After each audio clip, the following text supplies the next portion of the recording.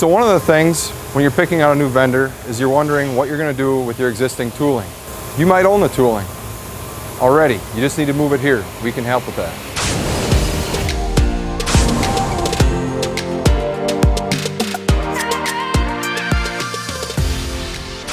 Some of the problems that you have to worry about when you're thinking about moving tooling: was your previous vendor maintaining the tooling properly for you? Were they running the production that you needed? Were they just giving you the support that you were hoping to get out of them? And that is something that we are the best at. We can facilitate that move. While other stampers might tool for a specific press, we're going to tool for many presses so that we're versatile, so that we can always hit deliveries. If you don't own your tooling, we are fully qualified, ready to design, develop, and produce new tooling for you. So we've got about a 45,000 square foot tool and die area with 25 journeyman tool and die makers working around the clock. Most stamping companies aren't even that size. We've got a lot of expertise in-house with tool and die building.